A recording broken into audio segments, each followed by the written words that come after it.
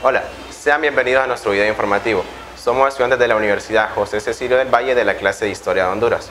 Nuestro grupo tiene por nombre Los Suertudos y está integrado por las siguientes personas: Guadalupe Mesa, Heidi Moreno, Lizzy Bonilla, César Corrales, Kevin Alvarado, Nelson Castro y Ramón Meléndez. Cada uno de ellos tendrá su intervención hablando temas como la montonera de 1924, el golpe de Estado militar de 1963, el golpe de Estado militar de 1972, el golpe de Barracas de 1978 y el golpe de Estado del 2009. Comenzaremos hablando sobre un tema un tanto desconocido dentro de la historia de Honduras, y con esto me refiero a la montonera de 1924. Pero antes es necesario saber en realidad qué es una montonera. Una montonera se denomina cualquier conflicto armado que se desarrolla entre ciudadanos de una misma nación cuyo fin es obtener un fin personal, es decir, que en ese tiempo se buscaba alcanzar la jefatura militar o las presidencias mediante estas revueltas armadas. En ese sentido, las montoneras provocan la lucha entre diferentes personas por alcanzar ese puesto en particular. Ahora bien, ¿por qué no se le llaman guerras civiles? Si bien es cierto, las guerras civiles también son conflictos armados que se desarrollan entre ciudadanos del mismo país, las guerras civiles no persiguen fines personales, sino que persiguen imponer una ideología, con la cual se pretende una mejor construcción nacional y su fin es meramente colectivo. Teniendo claro estos dos conceptos, comenzaremos a hablar acerca de lo que fueron las montoneras en la historia de Honduras. Si bien es cierto, las montoneras comenzaron a darse en el siglo XIX, las más importantes se van a dar en el siglo XX. Era común en la historia de Honduras que en los primeros 25 años del siglo XX, el ganador de las elecciones ejercía la presidencia, pero el perdedor se levantaba en armas contra él y a veces lograba quitarlo. Pero el que era despojado del poder te alejaba a conseguir refuerzos y recuperar la presidencia. A principios del siglo XX se van a dar una serie de montoneras, entre las cuales la peor es la de 1924, en el gobierno de Rafael López Gutiérrez, en donde se sitió Tegucigalpa por casi 42 días. Ahora bien, ¿qué pasó en este momento? Los líderes de la época van a elecciones y gana Tiburcio Carías Andino, pero la fórmula para ganar la presidencia no era de una mayoría simple, es decir, quien obtenía la mayor cantidad de votos, sino que se ocupaba de obtener el 50% total de los votos más uno. Y este fue el caso de Tiburcio Carías Andino, y por eso el presidente Rafael López Gutiérrez decide continuar en la presidencia. Ante esto, Vicente Tosta se va a levantar en armas contra el presidente ilegal y va a incitar a los demás líderes de la época a que hagan lo mismo. Otro de los líderes que se suma a esta lucha es Gregorio Ferrera, originario de Intibocá, que va a invitar a los dueños de haciendas a que se levanten en armas contra el presidente ilegal y que formen parte de esta lucha. Debido a que el conflicto se está desarrollando ya propiamente en Tegucigalpa, el gobierno estadounidense decidió enviar una serie de tropas o de soldados para proteger a los cónsules y embajadas. El único problema que hay con esto es que el gobierno envió estas tropas sin antes haber pedido el permiso necesario del gobierno hondureño para poder ingresar tropas al país. Tiburcio Carías Andino comienza a bombardear Tegucigalpa con el fin de hacer daño a la figura de Rafael López Gutiérrez. El único problema que hay con esto es que Rafael López Gutiérrez en ese entonces ya había fallecido por un paro cardíaco. La cantidad de muertos fue increíble, tanto que se hicieron fosas comunes para depositar todos los cadáveres. Después de todos estos sucesos, los líderes de la época se reúnen para saber si Tiburcio Carías Andino ejerce o no la presidencia, pero deciden que es mejor convocar unas nuevas elecciones y dejar un presidente interino, que en este caso iba a ser Vicente Tosta. La única función de Vicente Tosta fue convocar nuevamente elecciones en 1924 para que hubiera un nuevo presidente. Y es así como finaliza la montonera de 1924. Golpe de Estado de 1963. El mayor problema de los militares fue la celebración de las elecciones para una legislatura y la selección de un nuevo presidente. Al final estos se decidieron por un sistema de representación proporcional, y fue así como las elecciones se llevaron a cabo en octubre. El Partido Liberal de Honduras ganó la mayoría de votos.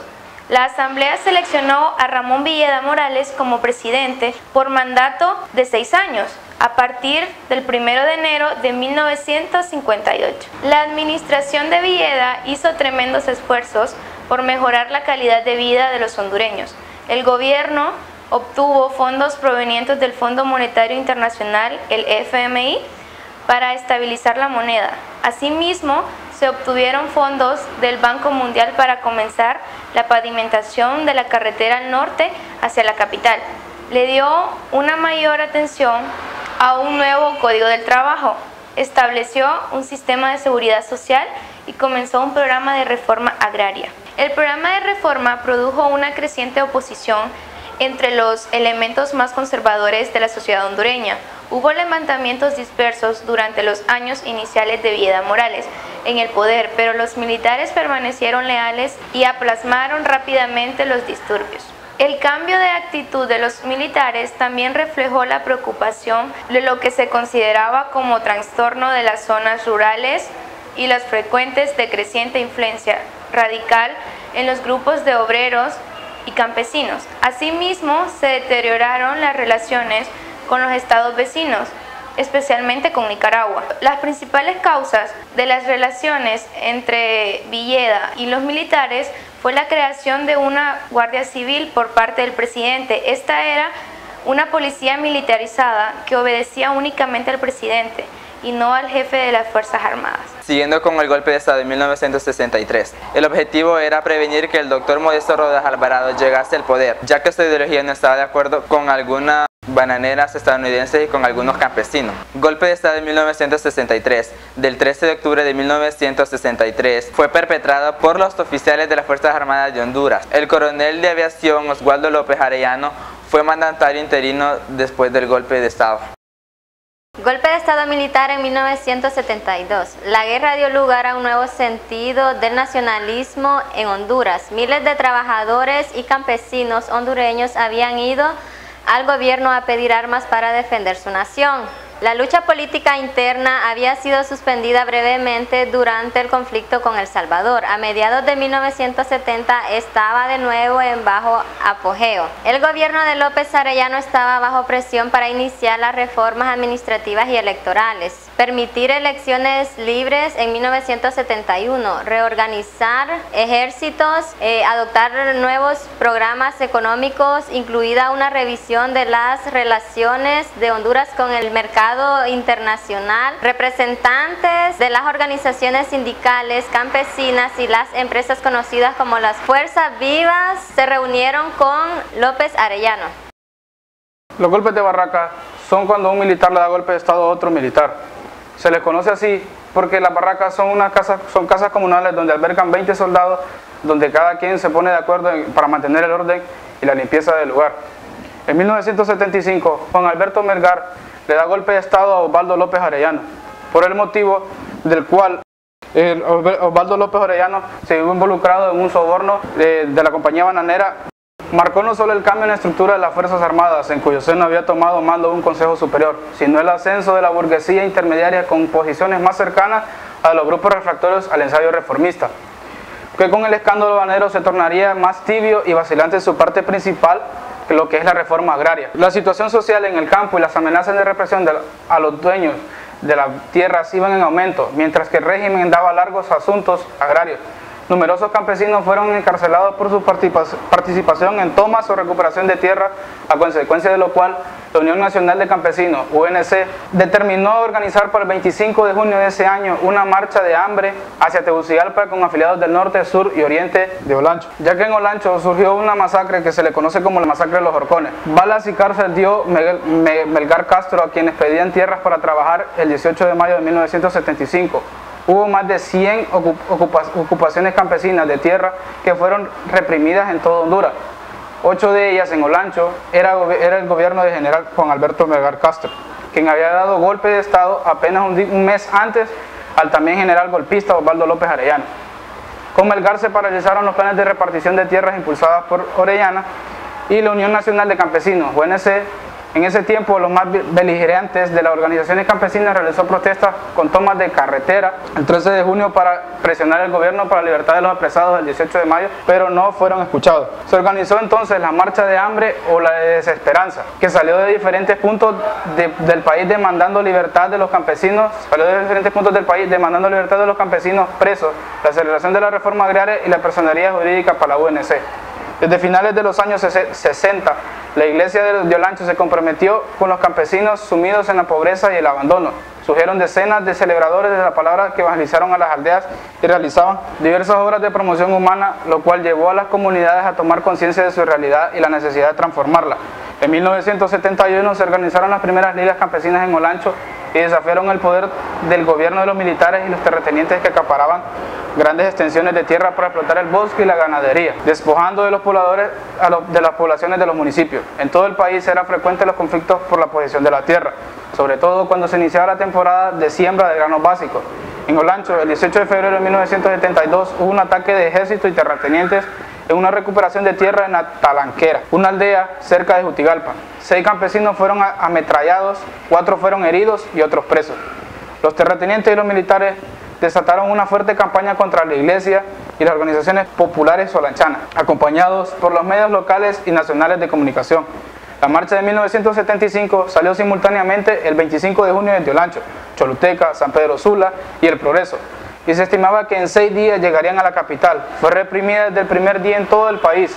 El ejército interceptó y apresó a los dirigentes. En Olancho la represión fue más violenta. El 25 de junio, terratenientes y militares cometieron las terribles masacres de campesinos, mujeres y sacerdotes en el centro de capacitación Santa Clara y en la hacienda de los Horcones. Todos los sacerdotes y religiosas fueron perseguidos y tuvieron que salir del departamento.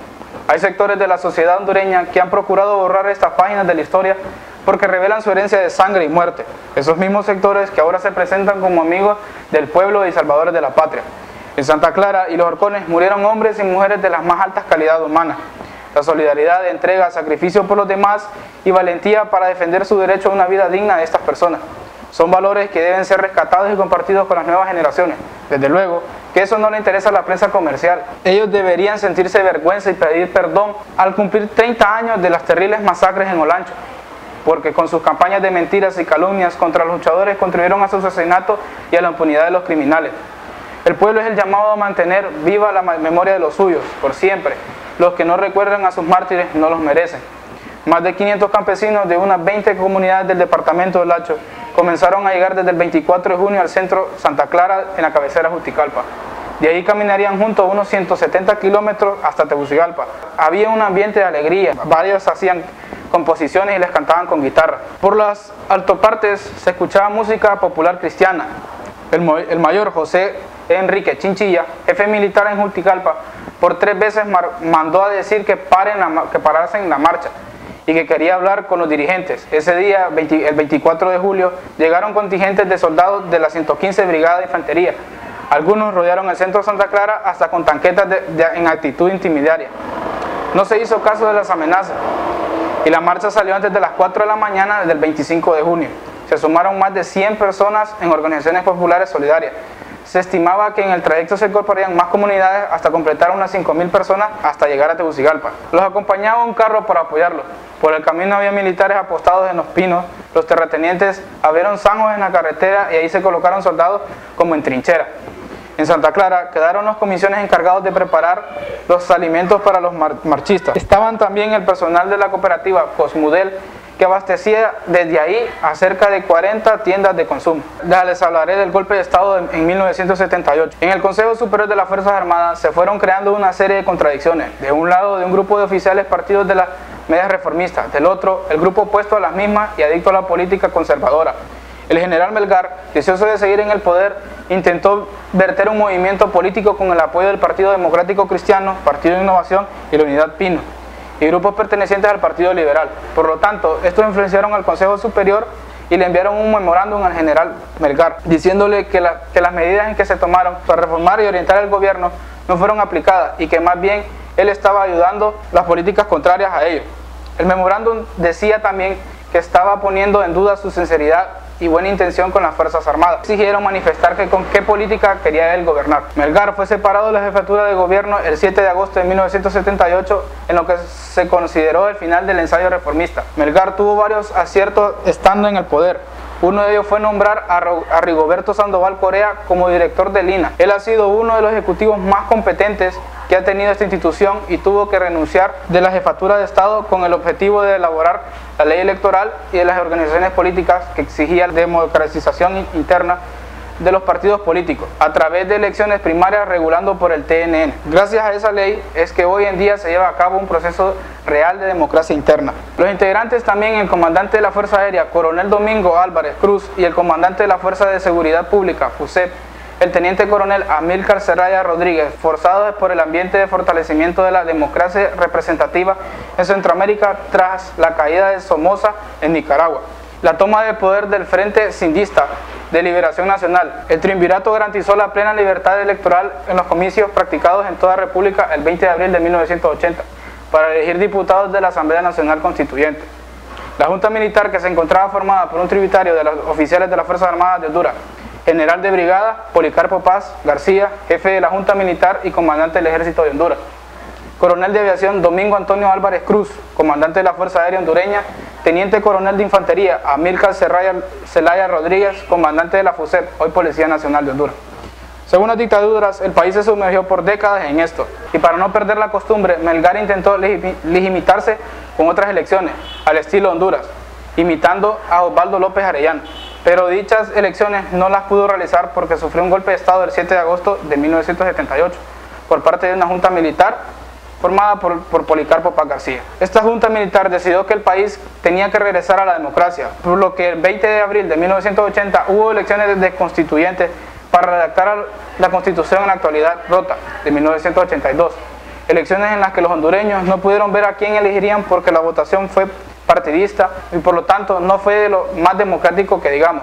Los constituyentes electos fueron impuestos por los élites económicos del país para formular una carta magna apegada a sus intereses y que les permitiera crear un imperio de estos sectores sobre el país.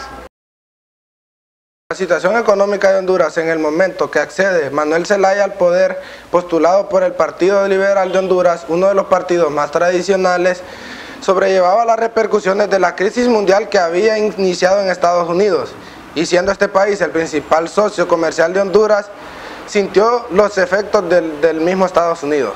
Honduras venía reportando un crecimiento económico menor comparado desde el 2007. Y pese a que las exportaciones se mantenían, especialmente en productos agroindustriales, así como la disminución y las importaciones, específicamente en compras de materias primas. Esto afectó también en las remesas que los inmigrantes enviaban a Honduras. Al ver que Estados Unidos era el principal socio de Honduras y este estaba en una crisis, el expresidente José Manuel Zelaya no vio otra opción que incluirse al ALBA, que esto significa Alianza Bolivariana para las Américas. Una fuente de financiamiento para el Estado quebrado por el modelo neoliberal, los acuerdos de libre comercio y la negativa historia de la oligarquía de ese país a contribuir a la hacienda pública, así como en sectores de la burguesía que han sido excluidos de las tajadas del pastel del modelo neoliberal. José Manuel Zelaya Rosales presentó la opción de incluirse al ALBA, con mucha división en el Congreso. Al final el presidente del Congreso, Roberto Micheletti, por decisión mayoritaria decidió aprobarlo.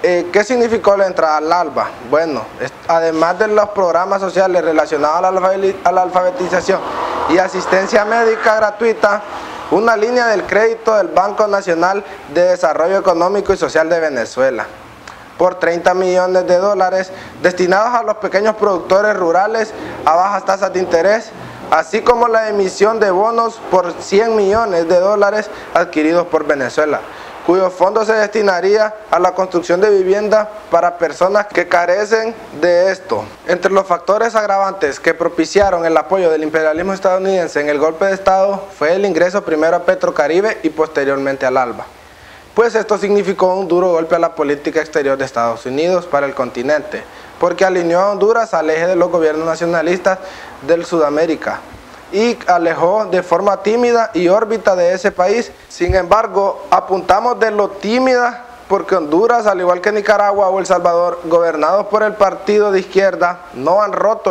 el Tratado de Libre Comercio, ni con proyectos regionales como el Plan Mesoamericano. Sin embargo, era un procedente que alarmó a los sectores de extrema derecha enquistados a los departamentos de Estado y de Defensa, piezas claves para el control mundial, parte del complejo militar, industrial y financiero de ese país. Otro de los factores agravantes para este golpe de Estado fue que José Manuel Zelaya Rosales vio en el aeropuerto de Palmerola una mejor opción para el aeropuerto nacional. Él lo que vio en este cambio fue una mejor pista de aterrizaje, ya que en ese aeropuerto aterrizan aviones de los más grandes que existen en el mundo. Otros elementos internos que posibilitó el golpe de Estado están relacionados a políticas que afectaron directamente de las formas de acumulación de la clase dominante, tales como el aumento salarial. En el primer caso, el salario mínimo se encontraba a inicios del 2009 a 3.300 lempiras. Y al no encontrar un acuerdo entre empresarios y trabajadores, el gobierno lo aumentó a 5.500 lempiras. Otro de los conflictos fue la licitación de combustibles, pues tradicionalmente los proveedores eran empresarios tradicionales. Zelaya buscaba que se abrieran un número mayor de proveedores, donde el competidor importante y preferiblemente debido a su política de precios más accesibles sería la estatal venezolana, PDVSA, lo cual generó otro malestar en el gobierno estadounidense, temiendo por esa vía una pérdida mayor de su influencia. La gota que derramó el vaso fue la consulta al que el presidente pretendía hacer a la ciudadanía sobre la cuarta urna, pues buscaba que ésta se pronunciara el día de las elecciones para indagar la conformidad o inconformidad de que se convocara una constituyente que transformaría el Estado y sobre todo el sistema bipartidista que lo había llevado a la crisis. Hacia la izquierda también hubo críticas en lo que respecta a la forma en que Zelaya pretendía realizar la consulta, calificada como una forma no democrática, pues esto debería nacer del seno del mismo pueblo, así como críticas a las organizaciones del movimiento social anteriormente mencionadas, por estar en la cola del melismo. Al ser la expresión de una facción de la base dominante, aplenando la independencia de clase con respecto a este sector del bloque dominante.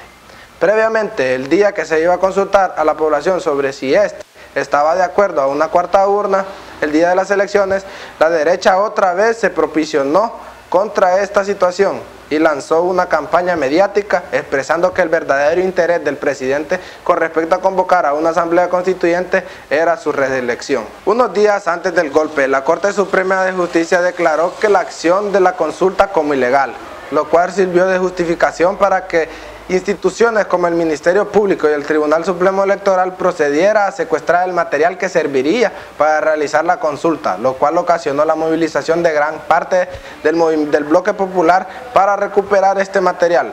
Esto se vio ese día cuando la gente salió a buscar el material que serviría para la cuarta urna. Así la oligarquía, previendo la radicalización de las masas debido a la situación anteriormente descrita, da un golpe de Estado utilizando la cúpula de las Fuerzas Armadas dirigidas por el general Romeo Vázquez Velázquez. Estas secuestraron al presidente de su casa la noche y lo llevan a la base militar estadounidense de Palmerola para posteriormente mandarlo al exilio a Costa Rica. Al golpe del Estado se le da un supuesto respaldo legal cuando el Congreso de la República declara que revoca el mandato del presidente y que es sustituido por Roberto Micheletti, presidente del Congreso. La Corte Suprema de Justicia, el Ministerio Público, el Tribunal Supremo Electoral y la Comisión de Derechos Humanos respaldan tal acción y la clasifican de procedente. La jugada se completa cuando el vicepresidente Elvis Santos y candidato del Partido Liberal para las elecciones del siguiente año renuncia a su puesto, dejándole la vía libre al presidente del Congreso, Roberto Micheletti, para que asumiera el puesto ejecutivo. Detrás del golpe de Estado, sin duda, estuvo el Departamento de Estados Unidos, la Central de Inteligencia Americana, conocida mejor como CIA, y la Embajada de Estados Unidos de este país. Pues trascendió la existencia de pláticas entre el embajador Hugo Lorenz y personas involucradas en el golpe días antes de y el conocimiento que tenía sobre tal acción. De igual manera, se supo que la causa del involucramiento de estos grupos económicos sería que con la entrada en el ALBA le permitiría al Estado hondureño la importación de medicamentos genéricos desde Cuba como una forma de contrarrestar los altos precios de las medicinas que el Estado hondureño estaba pagando. Al darse a conocer el golpe, espontáneamente una gran cantidad de población se fue concentrando en las plazas centrales de las principales ciudades, en especial las mayores tales como Tegucigalpa y San Pedro Sula. Desde el día siguiente al golpe hasta en la actualidad se han organizado inmensas manifestaciones y concentraciones públicas en repudio al gobierno de facto y continuidad de este representando en el gobierno de Lobo. Al final podemos sacar la conclusión de que Honduras sufrió un gran golpe en su economía, ya que eso se está reflejando en la actualidad. Ciertos gobiernos adoptaron sanciones como parte de sus estrategias bilaterales frente a la situación en Honduras. Cabe mencionar la decisión de Venezuela de suspender sus subsidios petroleros por medio de Petrocaribe. El gobierno de los Estados Unidos impuso gradualmente varias sanciones económicas y políticas. Entre ellas, suspendió más de 30 millones de dólares de ayuda internacional, asistencia militar y fondos para proyectos de la cuenta del milenio. De igual forma, frenó su cooperación bilateral para la lucha contra el narcotráfico. A fines de julio, se empezó a introducir una serie de sanciones consulares, revocando las visas de altos funcionarios del gobierno de Micheletti. El 25 de agosto se anunció la suspensión no solo de visas para funcionarios, y el consulado cerró unos días en los que se continuó otorgando visas a ciudadanos hondureños. Por otra parte, como una muestra más de la resonancia multilateral, muchas instituciones internacionales agregaron sus propias sanciones al esfuerzo de castigar y aislar el gobierno de facto. Inmediatamente después del 28 de junio, el Banco Centroamericano de Integración Económica suspendió todos los préstamos y desembolsos a Honduras. Además, Guatemala, El Salvador y Nicaragua y Honduras anuncia la suspensión de todo comercio terrestre con Honduras, fuera de Centroamérica. La Unión Europea anunció una pausa en su ayuda presupuestaria para el gobierno hondureño con un valor de 65.5 millones de euros. El Banco Mundial y el Banco Interamericano de Desarrollo congelaron préstamos con un valor combinado de aproximadamente 200 millones de dólares. De acuerdo con el presidente Porfirio Lobo, las sanciones afectadas al país es casi de 2.000 millones de dólares. Esto es altamente significativo. Es una nación con una fuerte dependencia de la ayuda internacional. Las sanciones y la prolongada crisis política efectivamente significaron un precio alto a pagar para la economía hondureña. Debido a las sanciones, la inversión pública cayó drásticamente durante los meses que duró el gobierno de Roberto Micheletti. Debemos recordar que las sanciones, a pesar de ser importantes, fueron acompañadas por varios otros factores negativos que impactaron en la economía hondureña. En primer lugar, como se había mencionado previamente, la pantalla presupuestaria de Zelaya con el Congreso no había logrado generar un presupuesto fiscal para el 2009, dejando a muchas agencias gubernamentales limitadas en cuestión de liquidez. Impacto que ambas crisis han tenido en la situación económica y social del país. Se ha manifestado principalmente en la contracción de la producción nacional, pérdida de empleo, menores niveles de consumo, baja en las actividades de comercio, reducción de margen de maniobra fiscal, reducción de los niveles de inversión extranjera directa y de las reservas internacionales, metas, entre otros.